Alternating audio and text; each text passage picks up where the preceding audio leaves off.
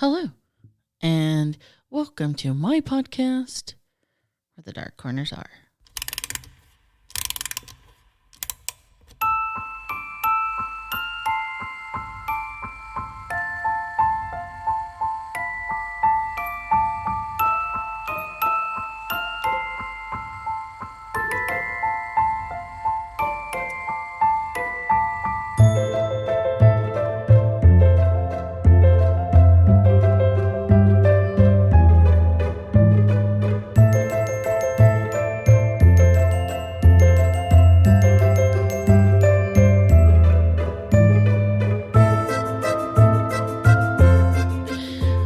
Hello. I am Vina, and I am your Dark Travels hostess. So, I gotta apologize for the confusion. So, March has always kind of been a rough month for me, and this year's no exception. And so, I didn't get my paranormal itinerary together in time. And so, I just went ahead and released our true crime associated with Alaska. So we're going to just say March, because March is hard for me sometimes. I don't know. Well, every year. So, but yes, we are cracking open our paranormal passport and heading to the great state of Alaska. Because as you know, the Panda and I are actually taking a Disney cruise to Alaska come September. And I'm very excited for this trip. I'm totally looking forward to this trip. And I have never been to Alaska, and while it really hasn't been on my to-do list, I am excited to see what Alaska has to offer. Now, a little bit of tidbits about Alaska. Now, believe it or not, Alaska is actually a 49th state, 49 out of 50. And even though Russia, who had previously occupied and owned Alaska, like they previously occupied and owned California, had offered to sell it to us prior to the Civil War that started in 1861. They again made the offer after, and Secretary of State William Seward just decided, you know what, let's go for it. So basically at 2 cents an acre, we bought Alaska from the Russians for $7.2 million on March 30th, 1867. Now, it will remain as a territory in the United States until it becomes a state on January 3rd, 1959.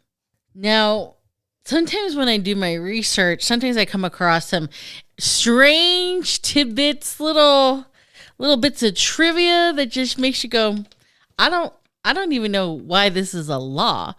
But so some strange tidbits. Okay. Number one, Alaska actually holds the U.S. record for the coldest recorded temperature in the United States. And the coldest temperature, which was registered on January 23rd, 1971, I'm not even born, was at negative 80 degrees Fahrenheit. Negative 80, I mean, I've seen negative 11, maybe negative 18, but 80? No.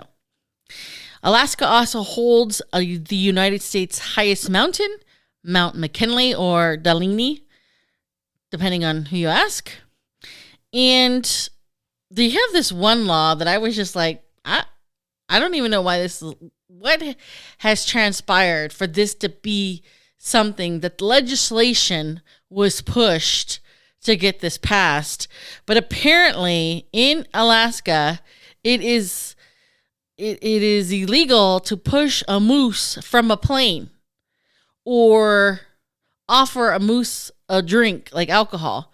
Now, I can get the alcohol part, but pushing, I mean, how many mooses were pushed from a plane for them to go, you know what, guys, that ain't right. We got to make a law. We got to stop human beings from getting mooses on planes and pushing them off. Plus, too, I don't know if you guys know this, but mooses are gigantic. They're really big creatures. I mean, there, I don't even know how you would manage to get a moose on a plane. But anyways, the other interesting thing that I came across was because of the long summer days in Alaska, because sometimes parts of Alaska actually will go into darkness for a couple months, but also sunlight kind of, it's awkward, just strange for 2 months. They go into some parts go into night time, and some parts are all day, 24 hours all day. But thanks to the long summer days, Alaska has the capability to produce some seriously oversized produce. And I'm talking about 138-pound cabbages have been known to grow there, 65-pound cantaloupes, 35-pound broccoli. I mean, Jesus Christ. What are you feeding the soil in Alaska? Anyways, so those are some strange little tidbits about Alaska. Now, as I mentioned before, with the cruise, we're going to actually be stopping in 3 separate cities in Alaska. Juneau, which is the capital, Ketchikan, and Skagway. So tonight we're going to touch down on all 3 places and talk about the paranormal activity that is going on in these particular spots. We'll start with Ketchikan. So apparently in Ketchikan, their local high school is haunted. Per the legend in the 1940s, while on the catwalk, a student accidentally fell to his death. And today, it seems that this poor kid is known to relive his last seconds of his life, as he will scream like he was screaming when he was falling to his death. And when they hear the scream, of course, this causes an immediate panic, and people start looking, only to realize this is not a normal scream. And it is said that the spot where he fell has to be painted and repainted because blood will reappear or appear on its own accord. And this has happened so frequently, and the people have gotten so comfortable or familiar with this scenario, the students have even dubbed this particular ghost Bucci or Boucher, depending on who you ask, I guess. Now, cool things about Ketchikan, and this is just a side note, at the Totem Bite State Historic Park, they actually have a authentic collection of Native Alaskan artifacts, as well as an authentic collection of totem poles. And we're talking really old totem poles. So if you're kind of in the area and you kind of want to see some authentic Alaskan artifacts and some totem poles that were made 100 years ago, checking out this particular state park would be ideal. Now, let's talk about the Red Onion Saloon. It was open for business in 1898. This was during the height of the gold rush that was going on up in that area. And the saloon was the bottom portion, but the brothel was the upper portion, so upstairs. Now, how it worked was, down in the bar, there would be 10 dolls, and each of these dolls would represent a working girl. You know what I mean?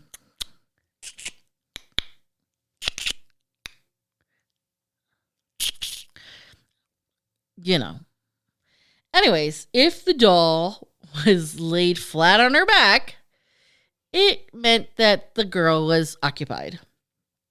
But if it was sitting upright, it meant that she was available. So after so the client would lay the doll down, and when the client was leaving, he would sit the doll upright, make future customers aware of their availability. Now, like anywhere else, the working conditions for these ladies were not ideal, and America's last wild frontier, and it was pretty brutal. And being as isolated as they were, subjected to diseases. They had to deal with unwanted pregnancies. They had to deal with sicknesses. So, medicine was not readily available. And unfortunately, a lot of these outside factors led to death. So they had a higher rate of death in their occupation. Now, in the 1900s, the Red Onion will become a popular dance hall. And just kind of the building itself would be used for a variety of reasons and purposes, such as an army barrack, a bakery, a laundry service, a union hall, a gift shop, and actually a television studio. So just a lot of energy, different energy, a lot of things going on. But today it hosts live music. It's back to a saloon. In fact, it's been described as stepping into the past, looking as if it had looked 100 years prior. And it even doubles as a brothel museum. So if you walk into it, it's, you're stepping back into the past. You'll be able to see the ladies' costumes, if you will, kind of type of clothing that they used, and the old-time portraits, and just old stuff that they had utilized, that they had kept, and are now on display. Now, upstairs, you can see the original 10 rooms that were utilized as the brothel. And per the legend, it is haunted by a woman named Lydia, who was a former madam of the saloon. Now, Lydia was actually known to be very beautiful and very popular. And unfortunately, when she caught a sexually transmitted disease, she made the permanent choice to end her life. But today, she's still hanging around and checking out the saloon and making sure that things run smoothly. However, she does kind to pinpoint men more than anybody, and kind of likes to play tricks on them. And you can tell she's lingering around because she had a very favorite perfume that she would wear. And so if you smell this floral heavy perfume, chances are that's Lydia checking you out, checking the saloon out or the brothel out. In addition to smelling her perfume, people have claimed to have seen full body apparitions of Lydia. And she also likes to run up and down the hall. And apparently she likes to stop and water plants, because a lot of the times the caretakers of the plants inside the building will find that the soil is already wet. And it's like, who watered the plants? Well, it was Lydia. But in addition to her, people have also reported the experience of cold spots in random spots in the building. So Lydia's hanging around, and you got some cold spots. Now let's talk Skagway. Skagway has kind of got a very interesting history.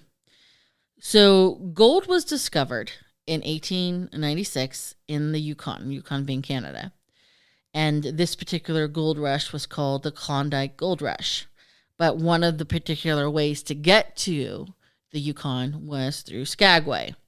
And just like here in California, when gold was discovered in 1848, people all over the world just swamped the area.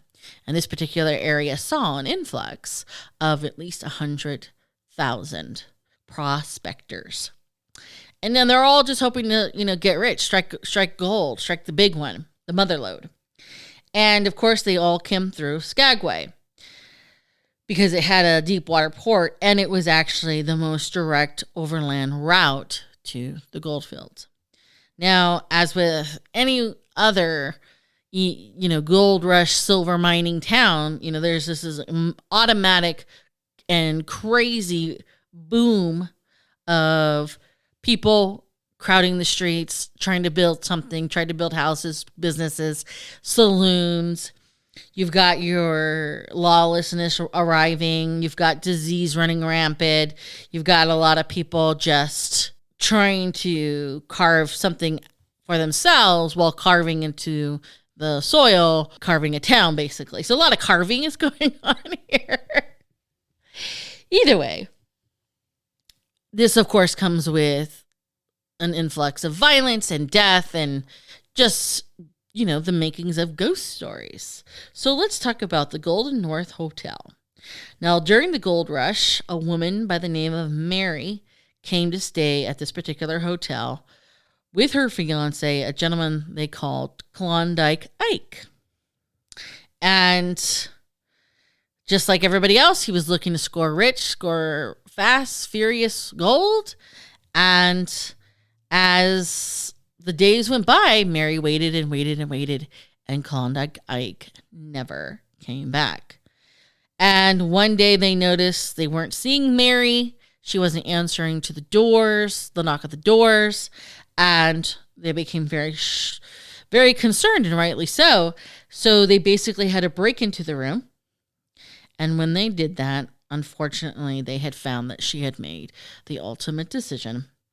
And sadly enough, if that's not bad, because it is bad, beyond that, they found her wearing the wedding dress she would have worn had Ike had returned back and married her. Now, some people actually think she didn't kill herself. Some people, there's a debate whether or not she killed herself versus pneumonia. But if you don't seek help or ask for treatment and you just would prefer to just die, that is, a decision too. Either way, it is believed that her sad afterlife ghost lives there today. People have seen a pale, ghostly figure staring out the window of the very same room she had stayed in, as if she's still looking out and waiting for Ike's return. They've seen her in the halls as well. And in certain rooms, guests have actually woken up and found her staring at them while they sleep, and, probably checking to make sure that isn't necessarily Ike involved with somebody else. But who knows? Who knows what her motive is? In addition to seeing her apparition, people have heard strange and mysterious noises that make no sense, that have no, point of origin. And, of course, lots of cold spots, other than, Alaska being cold. And some guests in room 23 will wake up in the middle of the night feeling like they're being choked. Now, potentially this could be the ghostly impression of having pneumonia and having the inability to breathe. But either way, it's not a fun sensation for the guest staying there. In addition to room 23, room 14, people have seen, and this is staff included, seen mystery lights that just seem to have this sparkle to it without a source of purpose or a reason of being there. And even though it's not, life-threatening, it certainly is startling to those who have suddenly got this little sparkling light going on, this little fireworks scenario happening in the middle of the night, in the middle of the room, and it's nighttime. So either way, definitely a hotel that seems to have a lot of activity going on. Now, another place you can rest your head and potentially have a apparition or ghostly experience is the 1902 White House Bed and Breakfast. Now, prior to being a bed and breakfast, it was once a hospital. We all know what that means. And a daycare and a hotel. So it's gone full circle. Now, in the 1980s, the building caught on fire. And it was kind of in that condition, the burnt shell condition, for a while. But after the restoration, after construction to rebuild happened, people began seeing the apparition of a younger woman. And we all know that construction can do this, can definitely kick up some paranormal activity.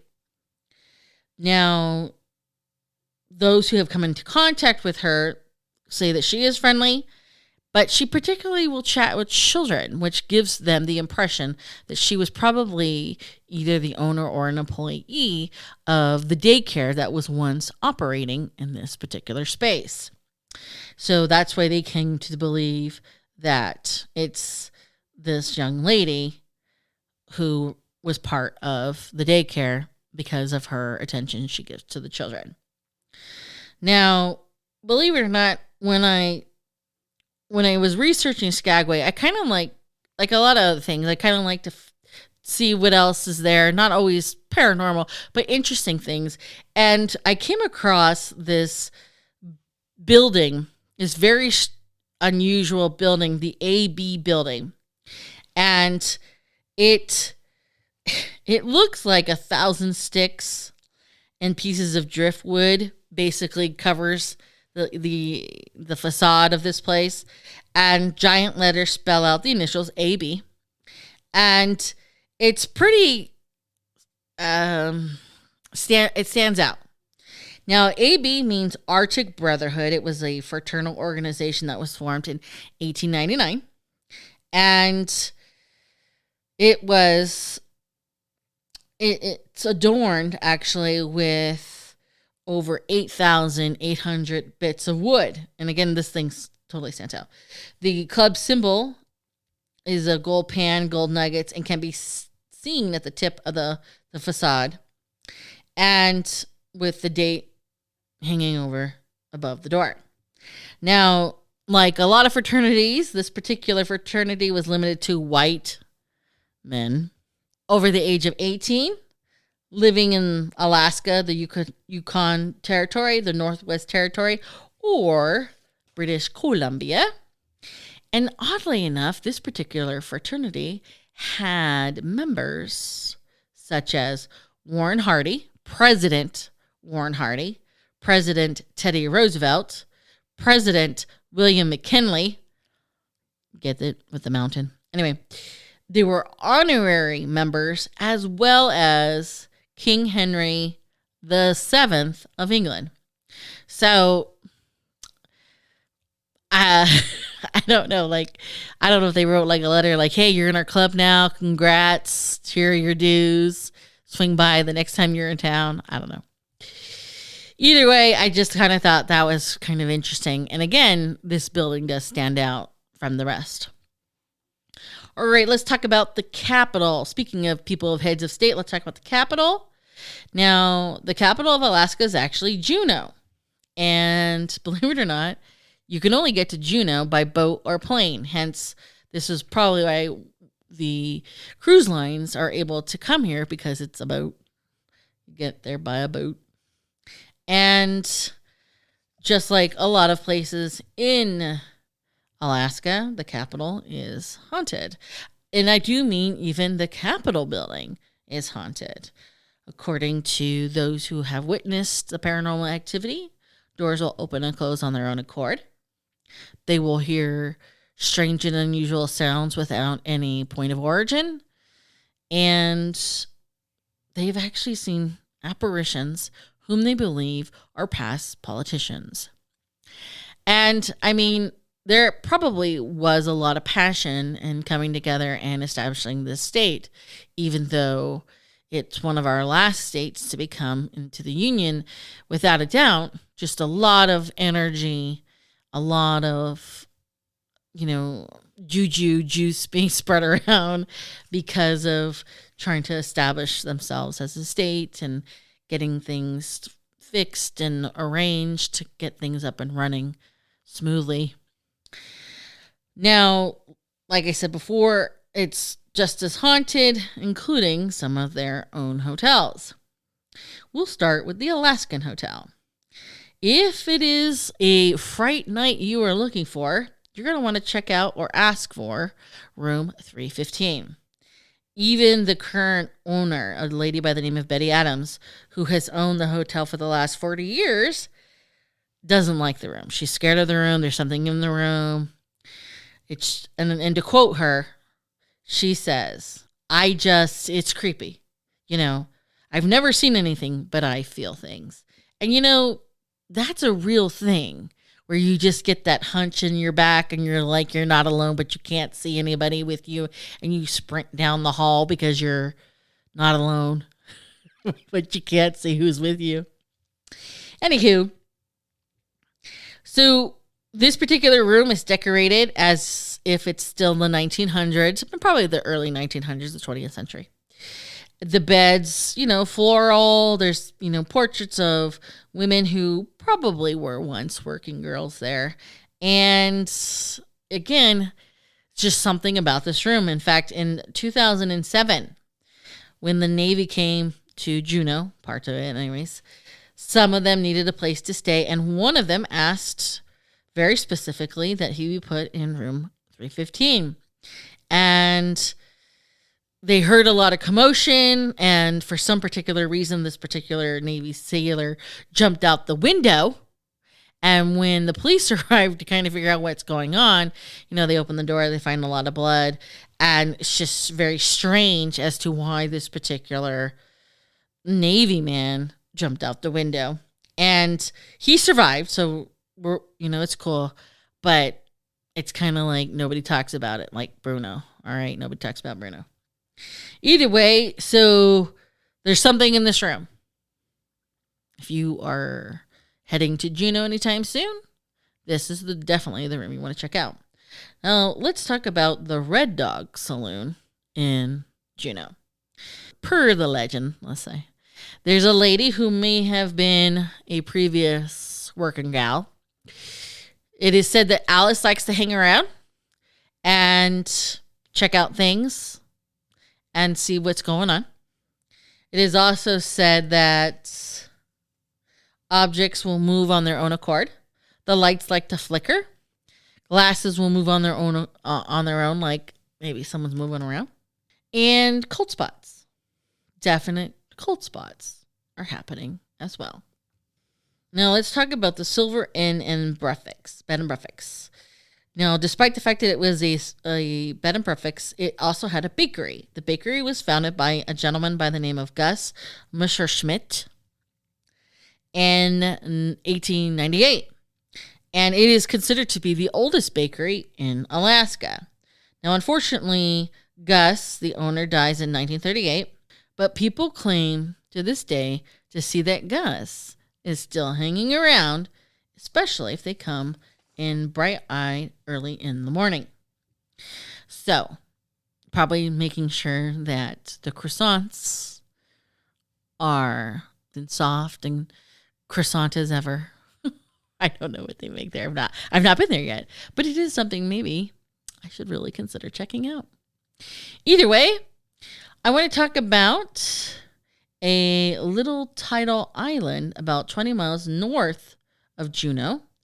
This particular island has a shrine to St. Therese that was built in the 1930s. And St. Therese honors a 19th century, 1800 French nun.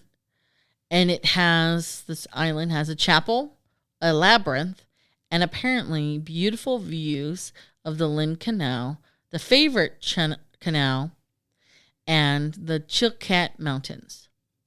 Now, St. Therese was a Carmelite nun. She was born in 1873 in Alaskan, which is located in northern France. She had a very short life. She only lived 24 years, but she was very devoted to the cause, and she became the patron saint of Alaska.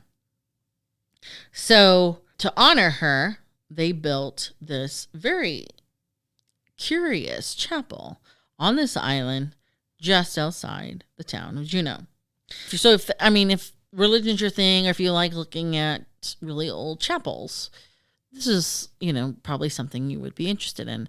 And part of the attraction for me is even though I am not a practicing Catholic, I don't really support the Catholic Church on any level. It is something to behold, I think, some of the architectural structure. We talk about dark corners, the strange and unusual. And I have been known to, check out very interesting chapels, cathedrals, strange and unusual places of worship in my travels. So this is not far-fetched for me.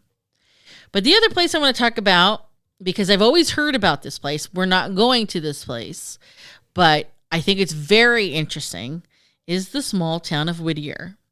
Now, this town, it's super small. It's like extra small, like so small, it's unbelievable. But in the town of Whittier is the population of 273 people.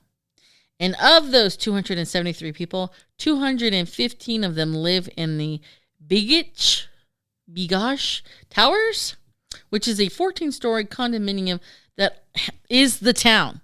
It has churches. It has convenience stores.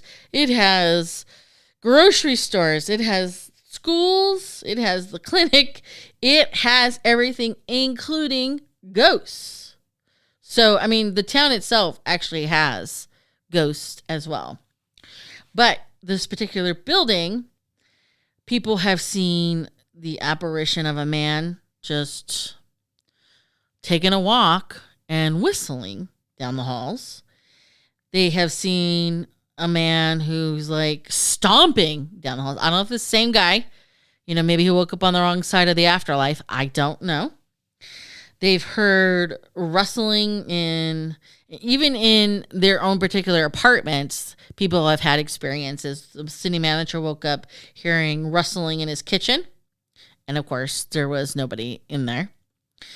They just have a variety of different scenarios happening in the town, in this building, in this area. But again, a lot of other buildings in this area is actually haunted as well.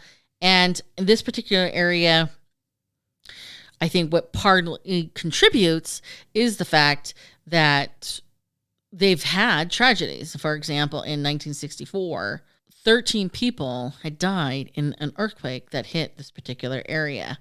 And, you know, again, like a lot of other places, in particular during the Cold War, it's had a lot of foot traffic with the military. So a lot of different energies, a lot of anxieties that, of course, leave the impression on the land. So it's one of those towns. It's like it's dying. So it's becoming a ghost town, but it already has ghosts haunting this particular area. And like I said, sadly, we will not be able to check it out as our timeline probably won't allow us. But either way. Now, that concludes our paranormal trip to 3 cities, more or less, including Whittier, not including Whittier, 4 cities in Alaska.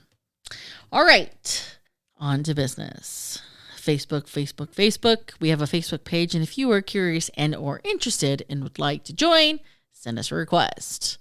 And if you have a topic that you'd like us to touch down, a serial killer you'd like Sierra to cover, or a topic you'd like the gang to join in and share and discuss, send us an email at wherethedarkcornersare@gmail.com. But until next time, please remember, only the few can find the beauty in the darkness, which is where we hope to meet you, where the dark corners are.